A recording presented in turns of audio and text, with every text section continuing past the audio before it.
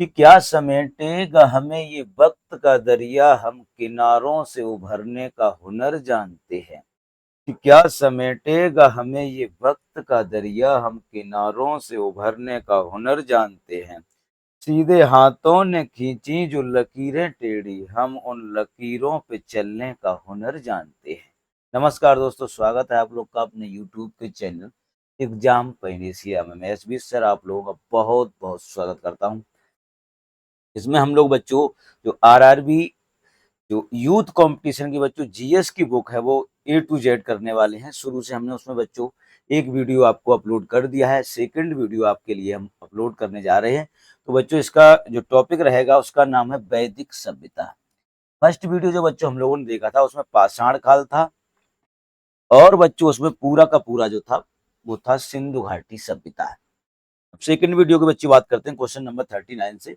तो पीछे का अगर आपने वीडियो नहीं देखा, इससे पहले के जो क्वेश्चन है वो हम सारे क्वेश्चन आपको करवा चुके हैं। तो वो आपको फर्स्ट वीडियो पहले देख लेंगे, उसके बाद में सेकंड वीडियो को आप लोग देखेंगे। हाँ बच्चों, ये किताब इतनी ज्यादा महत्वपूर्ण है कि इसमें रेलवे के जितने भी क्वेश्चन आज तक आए हैं सारे क्वेश्चन को टॉपिक वाइज विद सीक्वेंस में इंक्लूड करके रखा गया है। तो इसमें अगर आपने ये बुक मेरे साथ कर ली तो ये गारंटी है कि बच्चों आपकी रेलवे की जीएस का कोई क्वेश्चन अगर आता है तो आपका गलत नहीं होगा। बच्चों रेलवे के साथ साथ और भी जो परीक्षाएं होती हैं, अदर एग्जाम जो भी होते हैं जिनमें जीएस आती है, परीक्षा में क्वेश्चन इन्हीं क्वेश्चन से बार बार रिपीट किए जाते हैं। तो वो क्वेश्चन वहां से भी बाहर नहीं जाएगा, चाहे आपका बीपीएससी का एग्जाम हो, चाहे स्टेट का या अदर स्टेट का कोई भी एग्जाम हो, यहाँ से क्वेश्चन आपको देखने को मिल जाएगा। इसलिए बच्चों ज्यादा देरी न करते हुए सीधा देखते हैं क्वेश्चन नंबर 39। ऋग्वेद में 1028 सूक्ति हैं। ये बच्चों ध्यान रखना पड़ेगा, 1028 क्या है सूक्ति, जिन्हें 10 पुस्तकों में वर्गीकृत किया गया है, जिन्हें डॉट डॉट डॉट के नाम से जाना जाता है। तो बच्चों ऋग्वेद में 10 क्या है ये बताना है, मंडल, अनुदत्त, सूक्त या पद पथ। तो राइट आंसर बच्चों क्या हो जाएगा, ऋग्वेद में बच्चों 10 मंडल है। तो राइट आंसर बेटा हो जाएगा ए वाला। और 1028 क्या है बच्चों, सूक्तियां हैं। Next question number 40।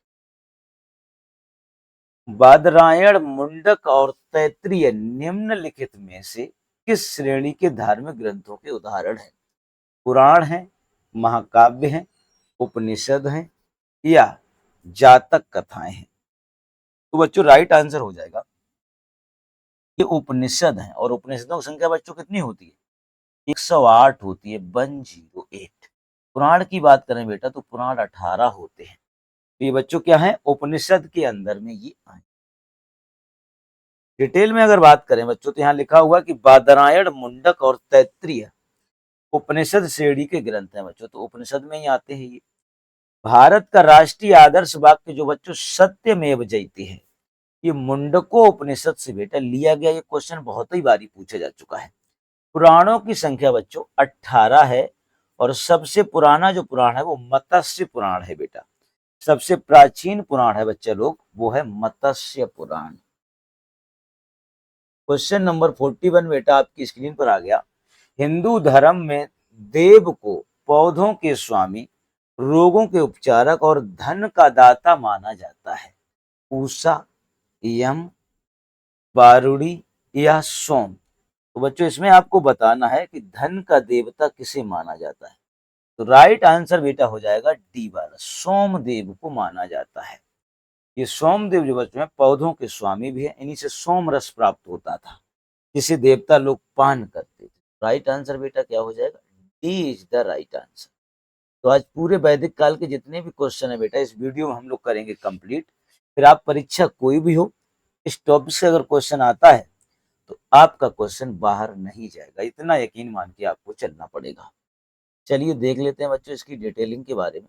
जिन लोगों ने बेटा चैनल को सब्सक्राइब नहीं किया है वो कर लीजिएगा और बेल आइकॉन को दबा लीजिएगा, और उसके साथ साथ वीडियो को अपने दोस्तों में शेयर भी कर दीजिएगा।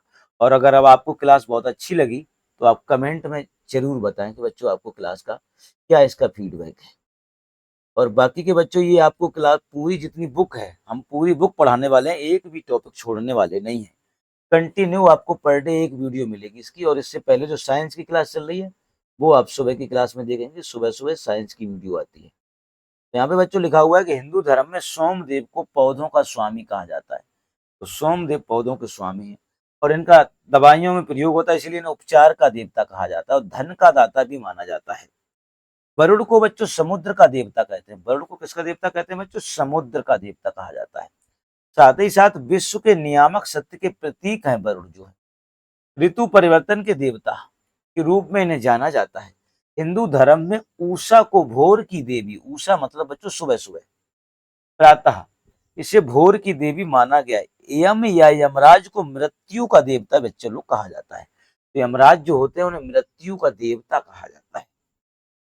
क्वेश्चन नंबर 42 की बच्चों बात करते हैं हम लोग। निम्न में से कौन सी हिंदू धर्म की प्रमुख दार्शनिक विचारधारा है? संन्यास, मोक्ष, अर्थ और वैशेषिक। तो बच्चों हिंदू धर्म की प्रमुख दार्शनिक जो विचारधारा है वो है बच्चों वैशेषिक। क्या है? वैशेषिक है। इसके बारे में बच्चों डिटेल में बात करें, यहाँ पे लिखा हुआ है हिंदू धर्म के प्रमुख दार्शनिक विचारधारा वैशेषिक दर्शन है। ध्यान रखना, प्रमुख विचारधारा में आएगी वैशेषिक दर्शन। वैशेषिक दर्शन के जो बच्चों प्रवर्तक थे उनका नाम था कणाद मुनि। ट्रिक याद कर लो बच्चों, विश्व या संसार किससे बना है? छोटे छोटे कणों से मिलकर बना है। तो यही ट्रिक है कि वैशेषिक दर्शन के जनक जो है कणाद है। बाकी बच्चों बात करें, इस दर्शन का सिद्धांत न्याय दर्शन के सिद्धांत के समान ही है। वैशेषिक दर्शन का मुख्य उद्देश्य बाह्य जगत की व्यापक समीक्षा करना है। वैशेषिक दर्शन में न्याय दर्शन के 16 तत्वों की अपेक्षा केवल 7 तत्वों को स्वीकार किया गया है। इसमें बच्चों केवल 7 तत्वों को ही माना गया है। क्वेश्चन नंबर बात कर लेते हैं बच्चों 43 की। निम्न में से किस देव को कर्म कांड ग्रंथ यानी बुक ऑफ रिचुअल्स के रूप में जाना जाता है? यजुर्वेद, सामवेद, ऋग्वेद या अथर्ववेद? तो कर्म कांड बच्चों किसमें दिए गए हैं? कर्म कांड जो दिए गए हैं आपके, वो जो दिए गए हैं यजुर्वेद में। युद्ध, यज्ञ और कर्म कांड यजुर्वेद में। सामवेद की बच्चों बात करें तो इसमें गीत है, यानी कि संगीत का वेद माना जाता है। सामवेद बच्चों क्या होता है? संगीत का वेद होता है। अथर्ववेद में बच्चों जादू टोना है। क्या है? जादू टोना वशीकरण है बेटा इसमें। और ऋग्वेद की बात करें तो इसमें बच्चों क्या है? श्लोक हैं, स्तुतियां हैं, ऋचाएं हैं, ये चीजें हैं इसमें ऋग्वेद में। यजुर्वेद में ये युद्ध, यज्ञ और कर्म कांड के बारे में देखने को मिलता है। बात करते हैं यजुर्वेद को कर्म कांड ग्रंथ के रूप में जाना जाता है, जो कि बलिदान धर्म की स्थापना करता है। इसे यज्ञ वेद भी कहते हैं। इसके पाठकर्ता को अधर्यु कहा जाता है।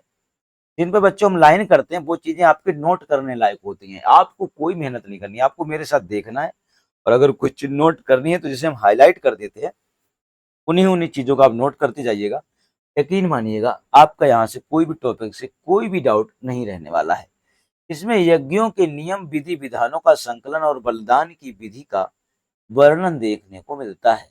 यह एक ऐसा वेद है जो गद्य पद्य दोनों में, ये बच्चों बात बहुत ज्यादा इंपॉर्टेंट है कि कौन सा वेद गद्य और पद्य दोनों में देखने को मिलता है। तो वो कौन सा? यजुर्वेद है। जबकि ऋचाओं का क्रमबद्ध ज्ञान के संग्रह को ऋग्वेद कहा जाता है। तो ऋचाओं का उल्लेख बच्चों कहाँ मिलेगा? ऋग्वेद में मिलेगा। ऋग्वेद में 10 मंडल, 1028 सूक्तियां और लगभग 10,552 या 600 ऋचाएं इसमें विद्यमान है। इसके ऋचाओं के पढ़ने वाले ऋषि को होत्र कहते हैं, यानी कि ऋग्वेद के पढ़ने वाले ज्ञानी को होत्र कहा जाता है। सामवेद है बच्चों। इसके बाद बात कर लेते हैं बच्चों सामवेद। इसमें यज्ञों के अवसर पर गाए जाने वाले ऋचाएं, यानी कि इसमें गीतों का वर्णन है सामवेद में। इसके पाठकर्ता को बच्चों उद्गाता कहा जाता है। अथर्ववेद या अथर्वा ऋषि द्वारा रचित है। इसमें कुल 731 सूक्तियां हैं और 6000 मंत्र विद्वान हैं। आगे बात कर लेते हैं बच्चों क्वेश्चन नंबर 44 की। यजुर्वेद डॉट डॉट डॉट से संबंधित है गायत्री मंत्र, यज्ञ के अनुष्ठानों, जादू टोना, राग। तो बच्चों यजुर्वेद की बात करें तो इसमें यज्ञ, युद्ध और बच्चों क्या दिया गया? कर्म कांड के बारे में डिटेल में दिया गया। गायत्री मंत्र की बात करें तो बच्चों ये तो ऋग्वेद में पता है, किसमें दिया गया है? ये दिया गया है ऋग्वेद में। बात करते हैं बच्चों जादू टोना की, तो ये अपने अथर्ववेद में। जादू टोना बच्चों किसमें? अथर्ववेद में। ध्यान रखना होगा आपको। डिटेल में जानना अगर चाहें तो यजुर्वेद का संबंध यज्ञ के अनुष्ठानों तथा मंत्र का संग्रह से है। तो इसमें सारे यज्ञों के बारे में और मंत्रों के बारे में दिया गया है। 4 वेदों ऋग्वेद, सामवेद, यजुर्वेद तथा अथर्ववेद में यजुर्वेद तीसरा वेद है। यजुर्वेद की 2 शाखाएं होती हैं बेटा।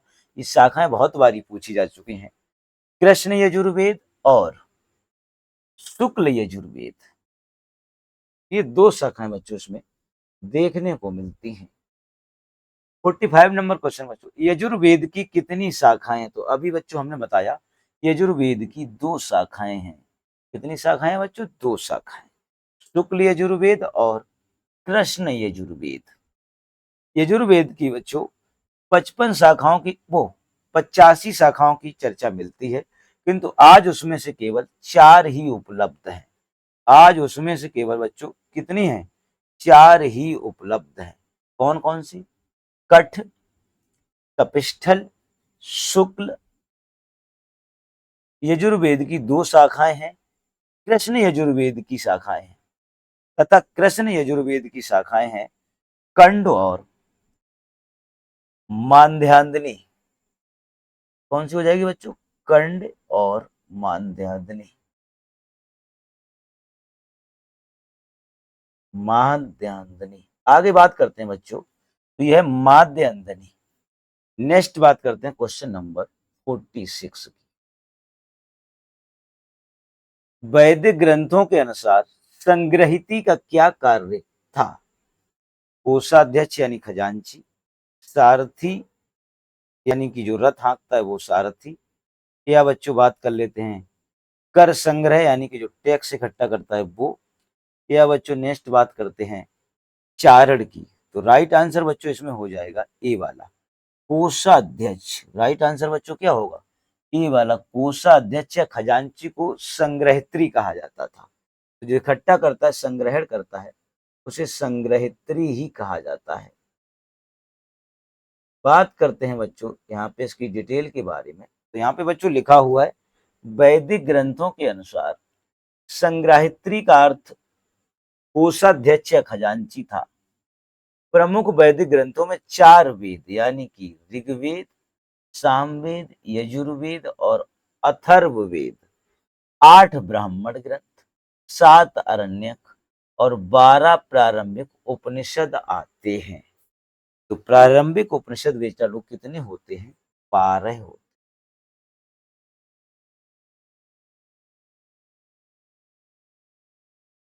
हिंदू धर्म पुरुषार्थ जीवन के लक्ष्य के माध्यम से जीवन में पूर्ण भागीदारी को प्रोत्साहित करता है। निम्न में से कौन एक पुरुषार्थ नहीं है? काम, सत्व, मोक्ष और अर्थ। तो बच्चों सत्व कोई पुरुषार्थ नहीं है। सत्व बेटा पुरुषार्थ में नहीं आता है। कि जो पुरुषार्थ में आते हैं, काम आता है, मोक्ष आता है और अर्थ आता है। तो पुरुषार्थ के बारे में अगर बच्चों हम लोग बात करें तो 4 पुरुषार्थ होते हैं। यहाँ पे लिखा भी हुआ है बच्चों, प्राचीन काल में मनुष्य के उद्देश्य पूर्ण जीवन को व्यतीत करने हेतु आश्रम व्यवस्था का निर्धारण किया गया था। निर्धारित आश्रम व्यवस्था की सफलता पुरुषार्थ पर ही निर्भर होती थी। ये पुरुषार्थ बच्चों कौन से होते हैं? धर्म, अर्थ, काम और मोक्ष। टोटल 4 पुरुषार्थ होते थे, इसीलिए इन्हें चतुर्वर्ग कहा गया था। क्या कहा गया बेटा? चतुर्वर्ग। पुरुषार्थ के अंतर्गत मनुष्य भौतिक सुखों का उपभोग करते हुए धर्म का भी समान रूप से अनुसरण करता था। यानी कि बच्चों भौतिक सुखों का उपभोग करता था, उसके साथ साथ अपने जो है धर्म का भी अनुसरण करता था। इसके बाद वो मोक्ष का अधिकारी हो जाता था। अतः दिए गए विकल्प में सत्व कोई पुरुषार्थ नहीं है। क्वेश्चन नंबर बच्चों है 48। निम्नलिखित में से कौन सा ग्रंथ वैदिक साहित्य का हिस्सा नहीं है? ब्राह्मण, आरण्यक, पिटक और उपनिषद। तो बच्चों राइट आंसर हो जाएगा सी वाला। पिटक जो बच्चे आते हैं ये बौद्ध धर्म से संबंधित है। बाकी चीजें वैदिक साहित्य में आती हैं। तो राइट आंसर सी हो जाएगा। डिटेल की बात करें तो वेद हिंदू धर्म के आधारभूत ग्रंथ हैं। संख्या 4 है, ऋग्वेद, यजुर्वेद, अथर्ववेद और सामवेद।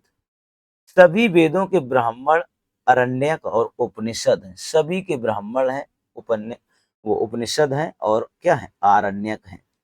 चारों वैदिक संहिताएं तथा इनके ब्राह्मण, अरण्यक और उपनिषद मिलाकर वैदिक साहित्य कहलाते हैं। जबकि पिटक बहुत बौद्ध धर्म की प्रमुख पुस्तक है। बौद्ध धर्म में पिटकों का वेदों यानी हिंदू धर्म में के समान महत्व है। जैसे हिंदू धर्म में वेदों का महत्व है, उसी तरह से बौद्ध धर्म में 3 पिटकों का बहुत बड़ा महत्व है। इसमें पहला होता है बच्चों विनय पिटक। इसमें बौद्ध धर्म के संघ के नियमों का संकलन कर रखा है। स्तुति पिटक की बात करें तो इसमें बुद्ध धर्म के सिद्धांतों का संकलन है। अभिधम्म पिटक की बात करें इसमें दर्शन क्रियाकलापों का वर्णन किया गया है। तो याद कर लेना, विनय पिटक में क्या होता है, नियम होते हैं। स्तुति पिटक में सिद्धांत, और बच्चों अभिधम्म पिटक में होता है क्रियाकलाप, दर्शन की क्रिया।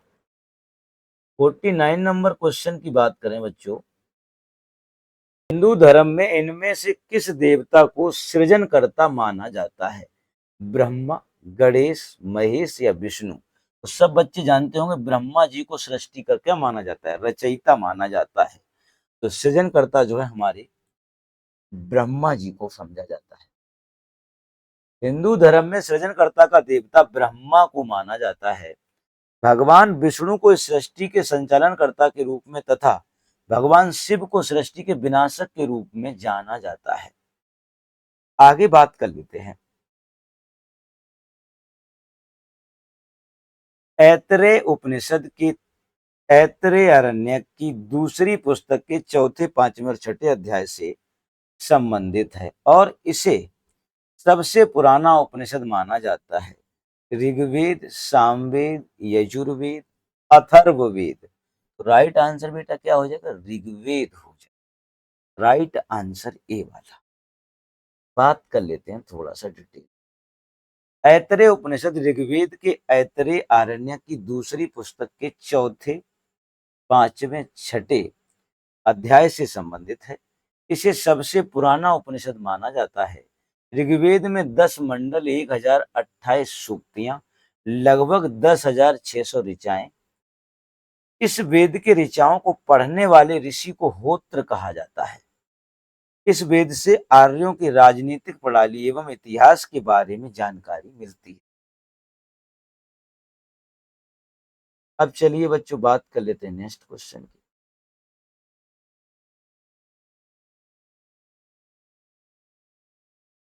तो नेक्स्ट क्वेश्चन ये आ रहा है बच्चों आपकी स्क्रीन पर। 1 सेकंड का समय लगेगा बेटा लोग, तब तक आप लोग वीडियो को बच्चों लाइक कर दीजिएगा। तो ये आएगा क्वेश्चन नंबर 51 आपकी स्क्रीन। ऋग्वेद 4 वेदों में से पवित्रतम वेद है, जिसमें 10,600 तो ऋचाएं हैं, 1,028 बच्चों क्या है, सूक्तियां हैं। 10 अध्याय जिन्हें मंडल कहा जाता है शामिल है। तो कितनी सूक्तियां हैं बच्चों, 1,028। राइट आंसर बेटा हो जाएगा ए वाला। राइट आंसर बच्चों क्या हो जाएगा, ए वाला।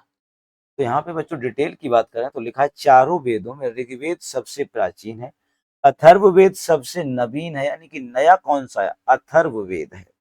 ऋग्वेद को 10 भागों में बांटा गया है, जिन्हें मंडल के नाम से जाना जाता है। इसमें 10,600 ऋचाएं, 1,028 बच्चों सूक्तियों का संग्रह है। ऋग्वेद में उद्दत प्रमुख देवता इंद्र हैं। प्रसिद्ध गायत्री मंत्र का उल्लेख ऋग्वेद के तीसरे मंडल में है तथा 9वें मंडल में सोम देवता का उल्लेख किया गया है। किस वेद में ऋचाओं की संख्या सर्वाधिक है? सामवेद, अथर्ववेद, ऋग्वेद, यजुर्वेद? तो बच्चों सबसे ज्यादा ऋग्वेद में है। ऋग्वेद में 10,552 ऋचाओं का उल्लेख बेटा किया गया है।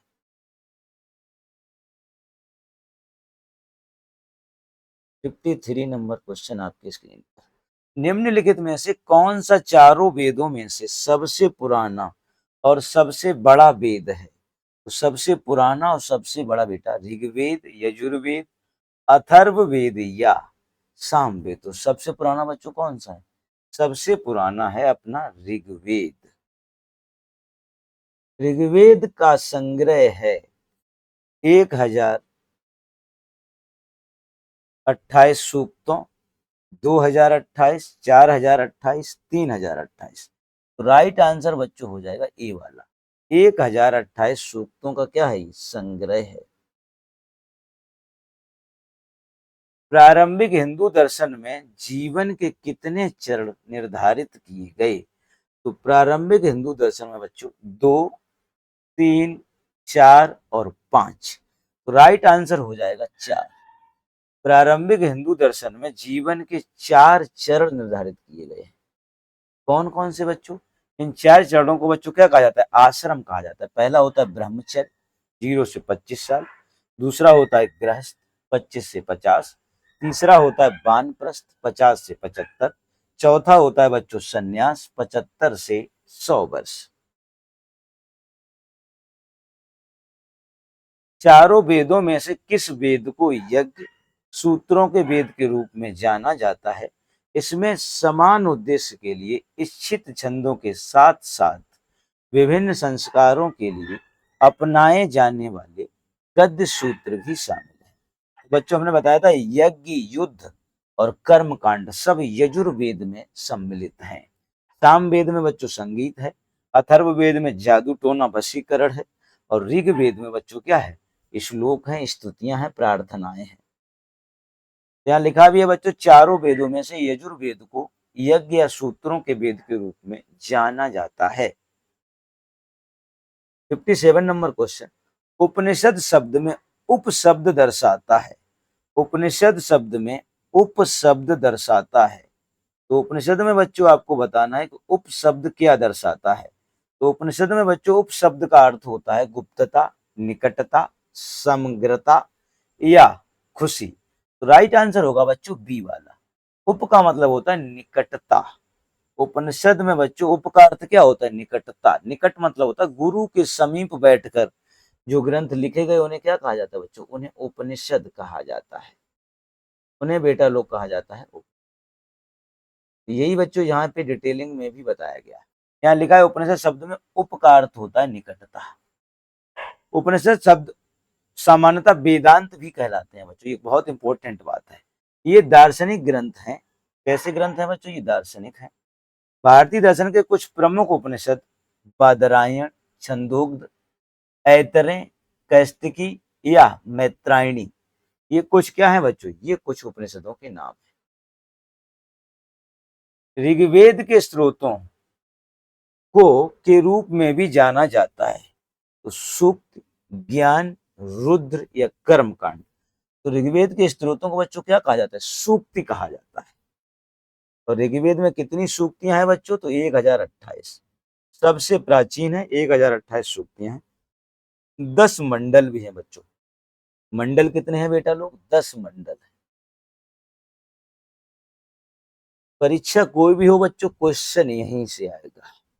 59 नंबर। निम्नलिखित में से किस वेद को गीत या संगीत की पुस्तक या मंत्रों का वेद या गीत का योग भी कहा जाता है? ये तीनों शब्दों में से बेटा कुछ भी पूछा जा सकता है। तो ऋग्वेद, यहाँ पे ऑप्शन है बच्चों सामवेद, यजुर्वेद, अथर्ववेद या ऋग्वेद। तो हमने बताया था बच्चों सामवेद जो होता है संगीत का वेद कहलाता है। सामवेद को बच्चों क्या कहते हैं? संगीत का वेद कहते हैं।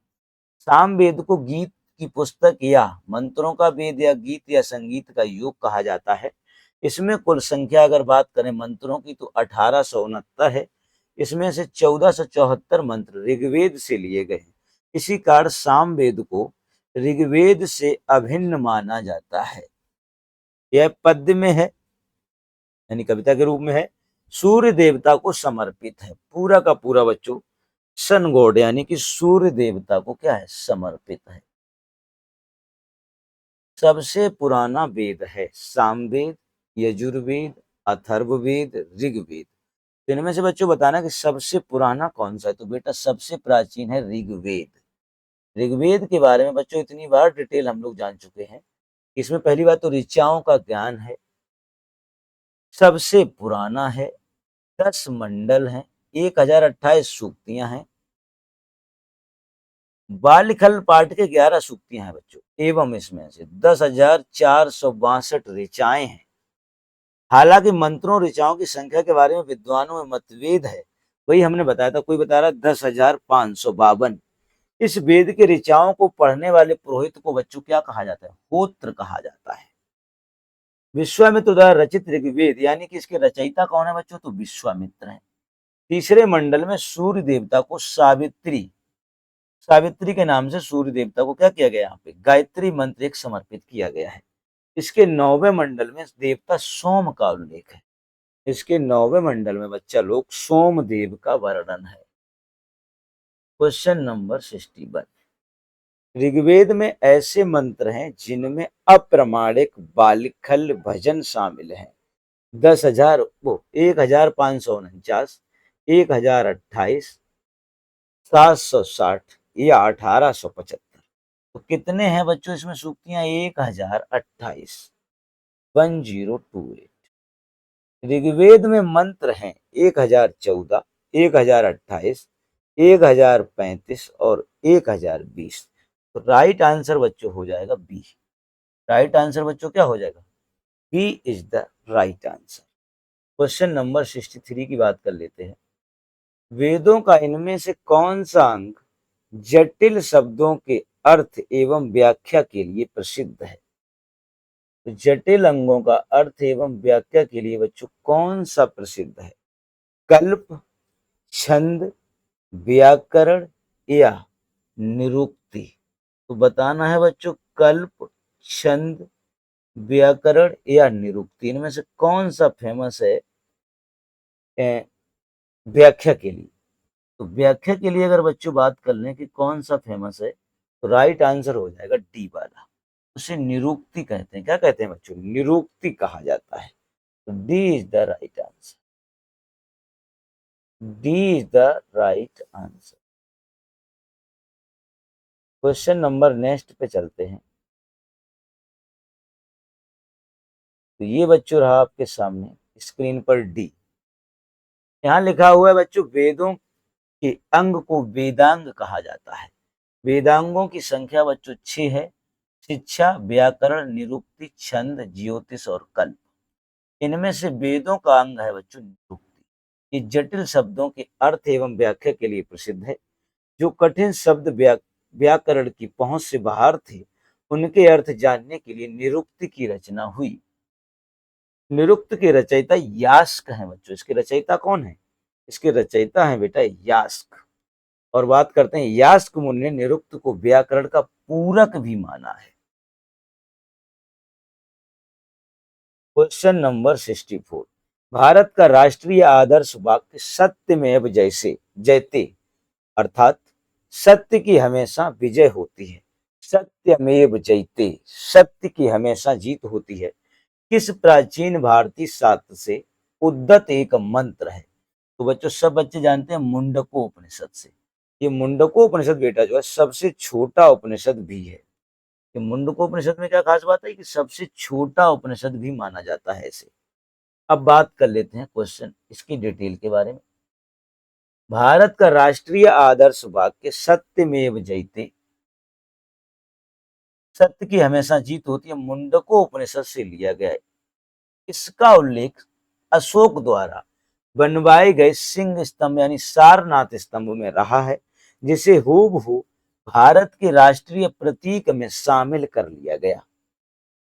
क्वेश्चन नंबर 65, धनुर्वेद यजुर्वेद का उपवेद है। इसका संबंध निम्न में से किससे है? चिकित्सा से, वास्तुकला से, कला एवं संगीत से, युद्ध कौशल से। तो धनुष से बच्चों क्या करते हैं हम लोग? युद्ध करते हैं। तो युद्ध कौशल से इसका सीधा सीधा संबंध देखने को मिलता है। डिटेल में भी बच्चों इसके यही लिखा है कि धनुर्वेद यजुर्वेद का उपवेद है। इसके अंतर्गत धनुर्विद्या या सैन्य विज्ञान, धनु आता है। धनुर्वेद वह शास्त्र है जिसमें धनुष चलाने की विद्या का निरूपण किया गया है। मधुसूदन सरस्वती ने अपने प्रस्थान वेद नामक ग्रंथ में धनुर्वेद को यजुर्वेद का उपवेद लिखा है।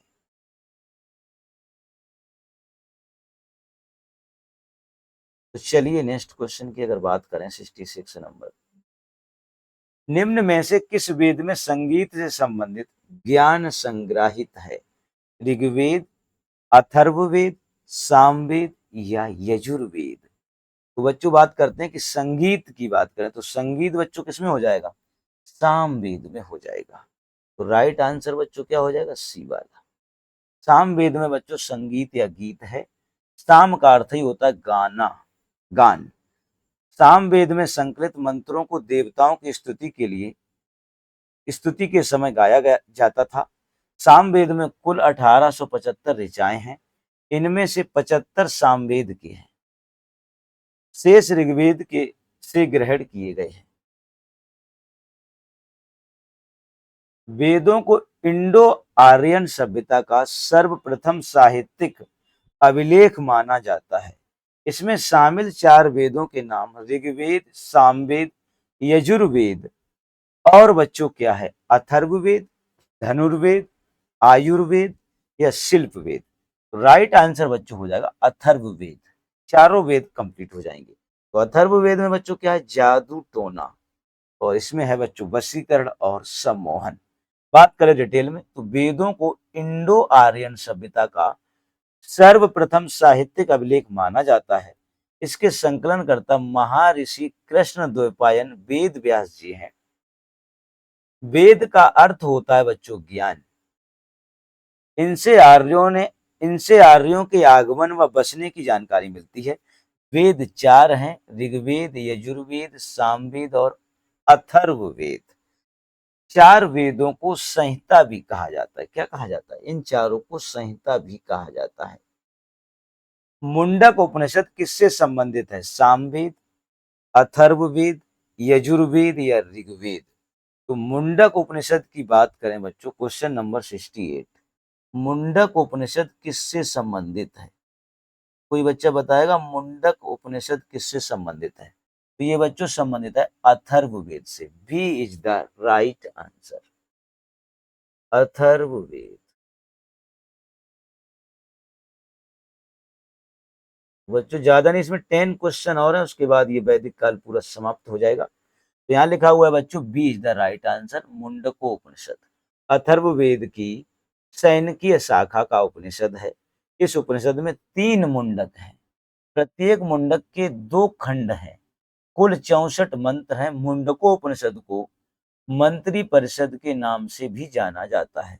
भारत में राष्ट्रीय प्रतीक में अंकित सत्यमेव जयते मुंडकोपनिषद से ही लिया गया है। और ये बच्चों मुंडकोपनिषद सबसे छोटा उपनिषद भी है।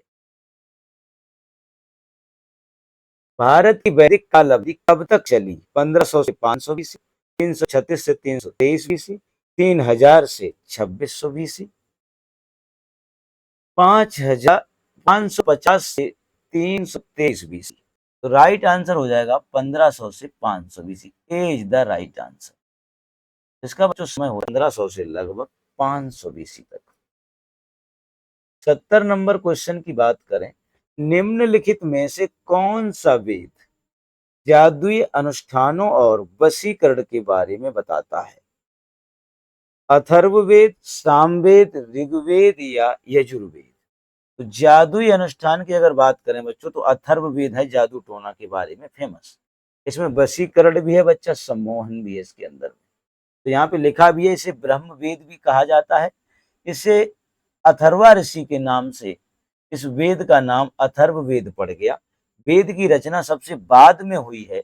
इसमें 20 अध्याय हैं, 730 या 31 सूक्तियां कह सकते हो, 5987 बच्चों इसमें मंत्र हैं। इसमें वशीकरण भी है बेटा, जादू टोना है, भूत प्रेत है, औषधियों से संबंधित मंत्रों का वर्णन है। काशी का प्राचीनतम उल्लेख अथर्ववेद में ही देखने को मिलता है। यजुर्वेद में यजुर का अर्थ है जीवन, प्रकृति, बलिदान या सत्य। तो यजुर में बच्चों, यजुर का अर्थ है बलिदान। राइट आंसर सी हो जाएगा। यजुर का अर्थ बेटा बलिदान है। यजुर हिंदू धर्म का एक महत्वपूर्ण श्रुति धर्म ग्रंथ है। इसमें यज्ञ बलि की प्रक्रिया के बारे में बताया गया है, यानी कि यज्ञों के बारे में और बलि के बारे में बताया गया है। हिंदू धर्म में 4 प्रमुख ग्रंथों में से ये क्या है, एक है।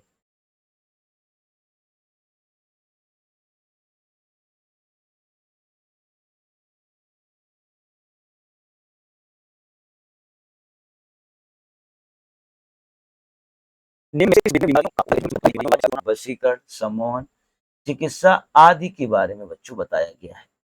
73 नंबर क्वेश्चन देख लेते हैं। निम्नलिखित में से किस उपनिषद में वसुधैव कुटुंबकम शब्द का उल्लेख किया गया है?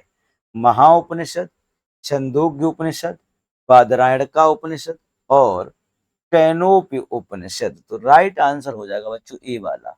महाउपनिषद में दिया गया है कि वसुधैव कुटुंबकम, यानी कि जो लोग उदार चरित्र वाले होते हैं उनके लिए पूरा पृथ्वी ही उनका क्या है बच्चों, परिवार है। तो यहाँ लिखा भी है बच्चों कि महाउपनिषद में वसुधैव कुटुंबकम शब्द का उल्लेख किया गया है, जिसका अर्थ धरती या संसार ही पूरा क्या है, परिवार है।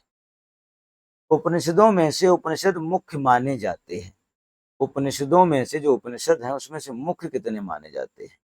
तो यहाँ पे कितने उपनिषद होते हैं बच्चों, आपको पता ही है 108 उपनिषद होते हैं, उसमें से 11 प्रमुख माने जाते हैं। तो राइट आंसर 74 का बच्चों क्या हो जाएगा, 74 का बेटा राइट आंसर हो जाएगा ए। अब बात कर लेते हैं नेक्स्ट क्वेश्चन की।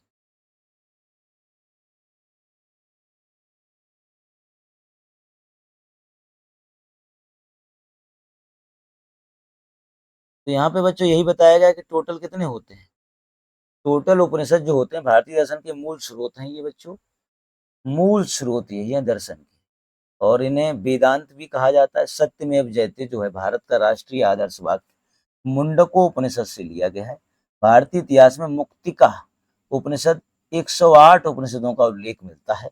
इसमें से 11 उपनिषद बच्चों कैसे हैं, प्रमुख हैं, प्रामाणिक हैं। बादरायण सबसे बड़ा है। मुंडको उपनिषद जो है बच्चों 12 श्लोकों का है, सबसे छोटा। छंदोग्ध सबसे पुराना है। छंदोग्ध कैसा है बच्चों, सबसे पुराना अगर पूछा जाए तो छंदोग्ध है।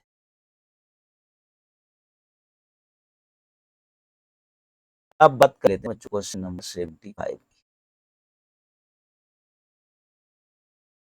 सबसे पुराना उपनिषद है ईशा उपनिषद, मांडुक्य उपनिषद, केना उपनिषद, छंदोग्ध उपनिषद। तो राइट आंसर बच्चों हो जाएगा डी वाला, छंदोग्ध उपनिषद। 76 नंबर क्वेश्चन की बात करें।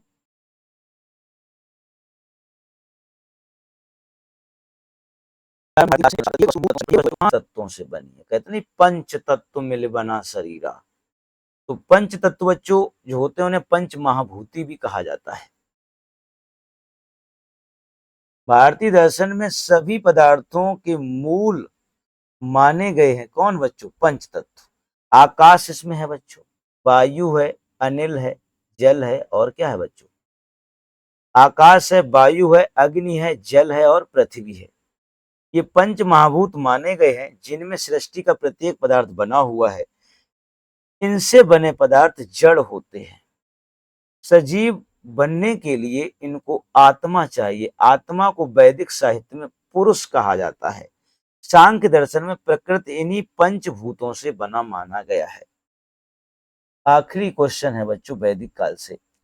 कठो में नचिकेता, कठो उपनिषद में नचिकेता नामक एक किशोर और देवता के बीच हुई बातचीत।